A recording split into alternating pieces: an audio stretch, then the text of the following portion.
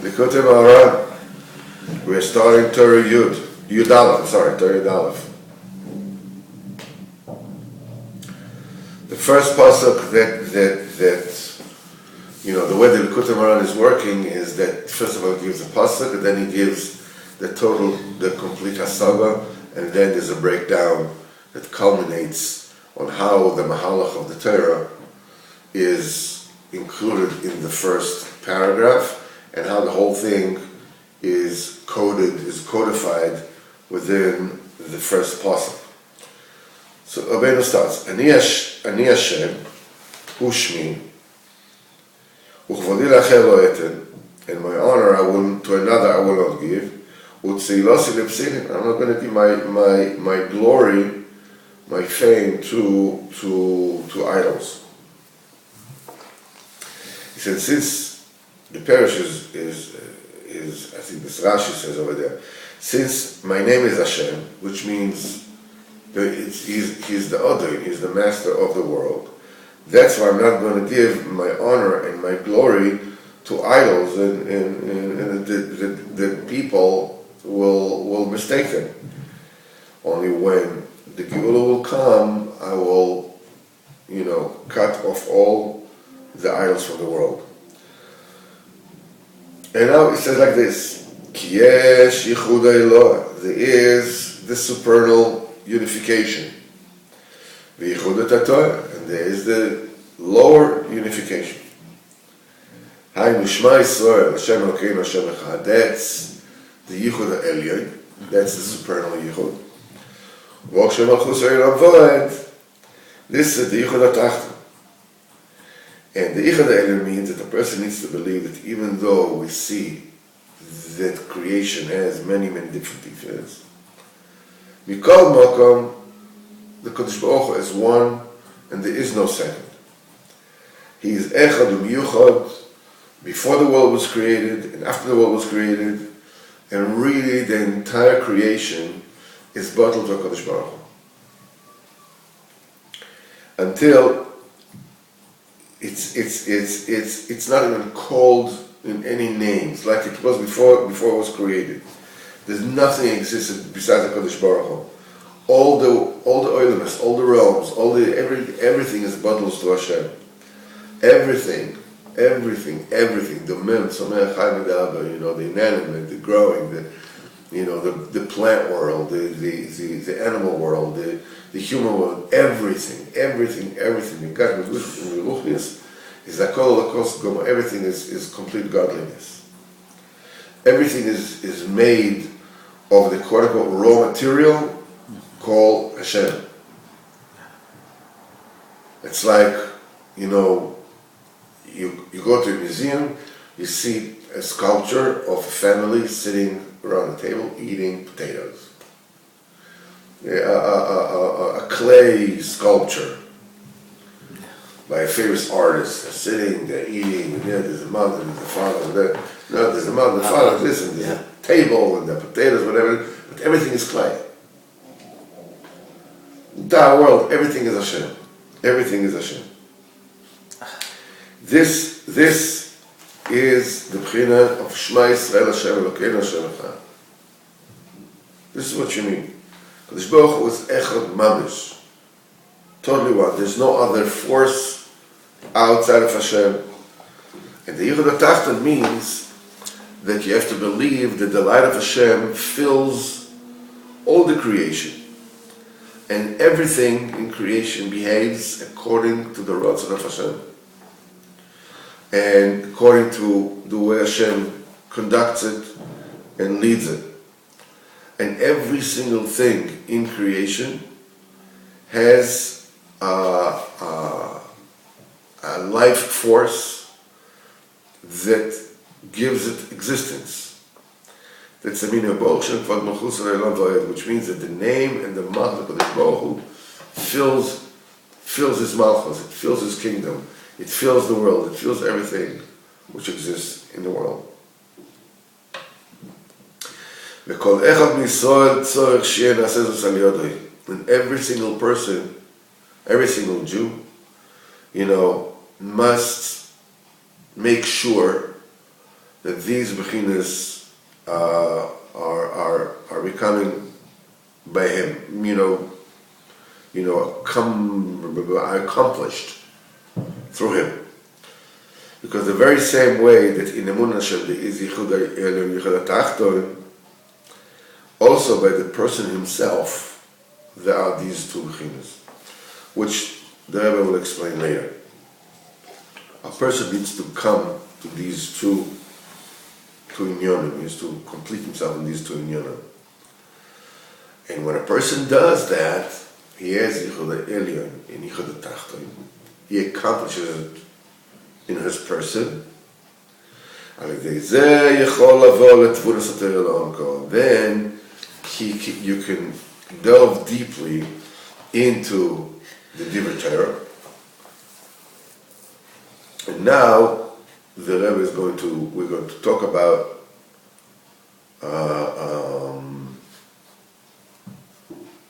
how a person can be zocher to these two inyanim, Yichud Elyon and Yichud Tachton. Now, after we explained that a person needs to make Yichud Elyon, Yichud Tachton, and that will enable him to understand Divrei Torah in depth. Now the Rebbe is going to explain what can extract a person from his lo madrega and to raise him up and to elevate him, madrega after madrega, until he will come to a madrega where he is able to understand Divrei Torah la'omek. It says like this. Anybody who is in a low stature, which means he is steeped in averis and in sins, he is still far from the comprehensions of the Torah, from understanding the depth of the Divrei Torah. Because in order to understand the Torah, the profundity of the Torah is spiritual, it's kedusha. So first of all, you have to purify and you have to cleanse yourself from the averis. It is only through the dibur, the tool of speech, you can come to understand, to comprehend the Torah deeply, and to understand the Divrei Torah that you learn, to understand that depth. You talk in the Torah, you enunciate the Torah with diburim, you're using words. It is life for those who find it. So Chazal said, don't say lemotzeim, those who found it, and lemotzi'ehem bapeh, those who say the Torah that they learn out loud. And he's learning loudly, and he lives. And this is Miyarich Yomim. This is the Gemara says, I believe in the end of Yevamos, we just learned that by learning Torah aloud, I apologize, a person will live long, like you, because he remembers what he learns. So the right learning is when a person iterates the Divrei Torah from his mouth. And when the person learns like that, the dibur has the dibur that a person speaks in Torah has a very, very special koyach. Me'er lo adibur, this dibur shines to him, b'chol ha'mekoymes shetzeh l'sot tshuva. It shines in all the places the person needs to do tshuva. A person will be able to tell what he's supposed to do tshuva about, and how important it is, that he will do tshuva on them. And he should know how to do tshuva on them. Kmo shamru Chazal, as Chazal said, that one Amoira said to another, Ptach picho v'ya'iru dvarecho.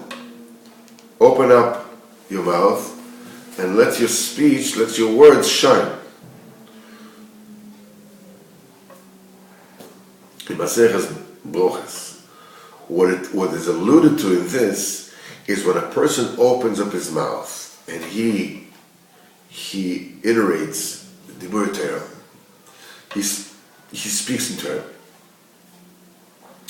He's that the words are like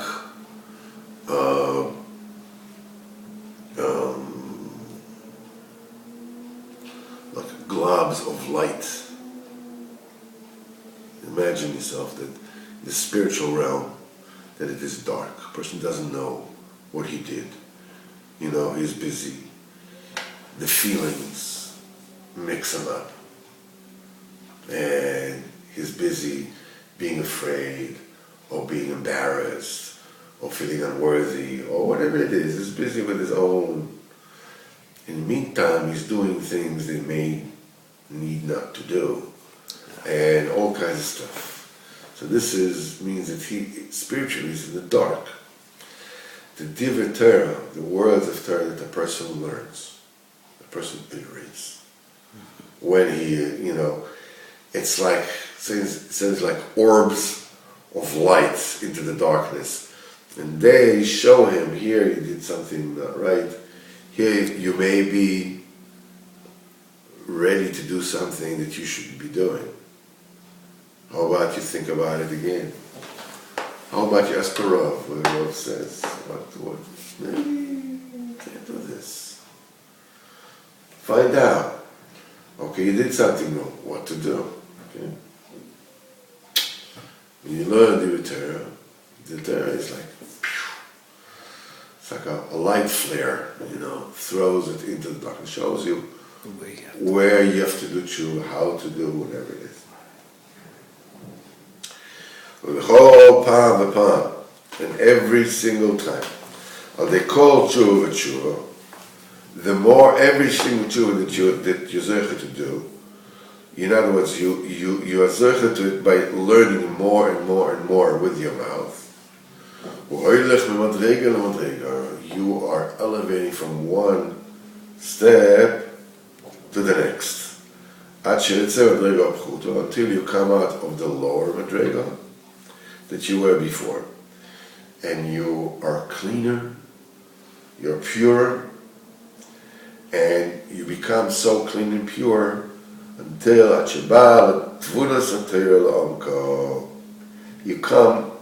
you can understand the depth of the Divrei Torah.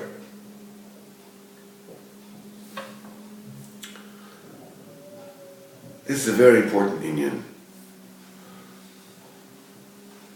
Rabbeinu says, that when Hashem Bar Yochai came out of the Nahara, and he saw people, toiling the fields. He was for 12 years, he was in the cave learning Torah. He saw people in worlds, this worldly manner. So, how is this possible that leaving an eternal world for the sake of, a few puny years here, a little comfort, a little steak, So he says, Nasan Ve'eno, he says he put his eyes on him. V'nasa Gasha Latzolos, and he became a pile of bones. Baskel can say, hey, yo, time out. You came out to burn my world? So that they came after 10 years. That happened after 10 years. Right. You have to go back for 2 more years to control the fire. Same thing happened, the person that spoke, that said what happened between the Chachamim, why did Hashem Bar Yochai have to run away? Because there were 3 Zkanim, that is, I think Rabbi Yossi, said, look, how Rome all the roads that they made and whatever it is. Another Tana, I forgot who it was, remained quiet. Shlomo said everything that they do for themselves. The roads, so they can drive the armies, and the bathhouses, so they can put prostitutes there, whatever it is. So the person that heard them spoke about it. It's called rechilus. It's like gossiped, and the Romans heard it. So they said, I think it's Rabbi Yossi. He said that praise the Romans, he will become choshev. In any place that people will speak, he will always be the first one to speak. The second one that was quiet, he is going in Golus. And Reb Shimon has to be killed. So Reb Shimon left. He didn't even tell his wife because he was afraid. If you tell, the Romans will torture his wife, she'll be able to tell him what he is if she'll know. So she didn't even know, whatever. He and his son, they got away. Later, after this whole incident, whatever it is, he saw that person that was there, that gossiped. He says he's still in the world. This is again, Nosson Ba'inav. He put his eye to him, and it became a pile of bones. So the Rabbeinu explains, what's the pshat? We're talking about, was it laser beams? What's the Nosson Ba'inav? So Rabbeinu says, Nosson Ba'inav means that the tzaddik gives the person eyes of a tzaddik, the eyesight of a tzaddik. Suddenly, he saw the truth. That person suddenly saw the truth. Asagal b'shon gilui, exposure. Of atzomos means of atzmos, of his essence. Suddenly, his essence was revealed to him in one shot. And he says that devastates a person to the end. It's like we come to Rabbeinu, and it's like like a person that was blind, and he had operation on his eyes. So Rabbeinu says that. Afterwards, they have to cover his eyes. And when it's time to uncover his eyes, you can't just take it off in one shot. So they take, one bandage after another, slowly, so that the eyes get exposed to the light slowly and slowly. Every time we go to Rosh Hashanah, we find a little bit more about ourselves. A little bit more of the truth is being revealed to us. Slowly. We think, okay, I got it. All right, I got it covered. There's a story about a lawyer. He has to go to a meeting. And he's driving his car, he's looking for parking space. And he can't find a parking space. So he says, Hashem, please help me find a parking space. Please help me find a. Suddenly he sees a parking space, he says, okay, I got it. Don't leave.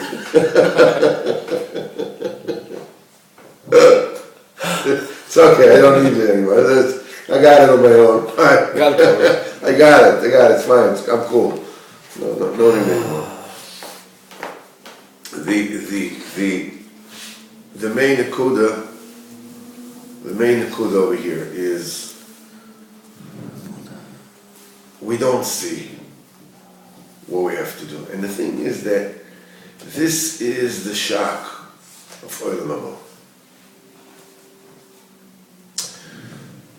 The body with the Madama, the Koyach HaMadama, and all that, what they are a step-down mechanism. They lower the intensity, they lower the intensity of the intellect. He said a person uses maybe 3 to 5% of his brain power. And when you see, the mind is built in such a way that you concentrate on one thing. You cannot concentrate on many different things.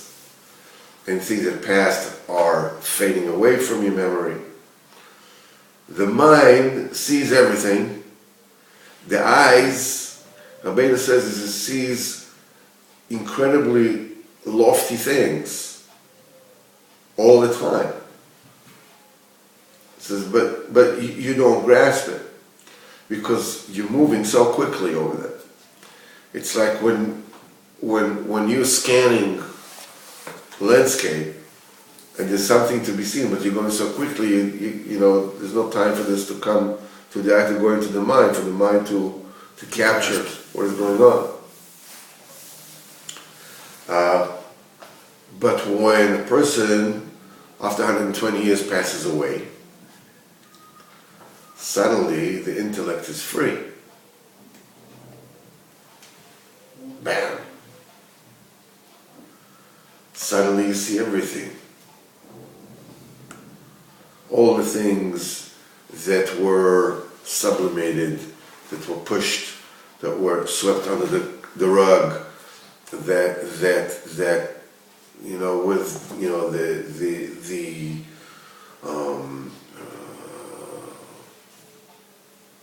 inertia of life in this world blinded me to suddenly, or any other person, suddenly becomes evident.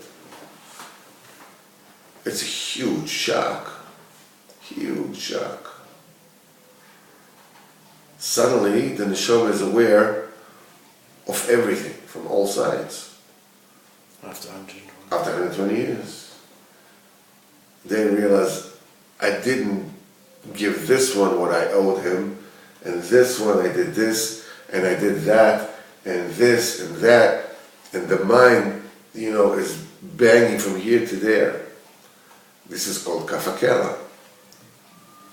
That it's thrown from one world to, from one end of the world to the next. The only refuge the neshama has should be able to something to be able to concentrate on is the body it left behind. So it can concentrate on it. It has shaykhs with it. So it concentrates on it. It gives a little bit of menucha from all this, banging around all over the place. All the things that he didn't do right, all the things he didn't do tshuva, and what does it see? The body rots. And it's a horrible anguish, says Kahanas. His nefesh, is lamenting him. And suddenly the body, your last refuge is like, it's like being eaten by the worms and stuff. It's like a person speaks dibur Torah b'kol olam. The person davas, he talks to Kodesh Baruch Hu. He goes to the tzaddik. The tzaddik gives him his eyes, puts his eyes in him. And slowly, by Rabbeinu, with big rachmonis, Nasagal shel hatzavos, the essence, the true essence, is being revealed. So, after 120 years, a person leaves this world. Like, hey, ooh, nice. I love this.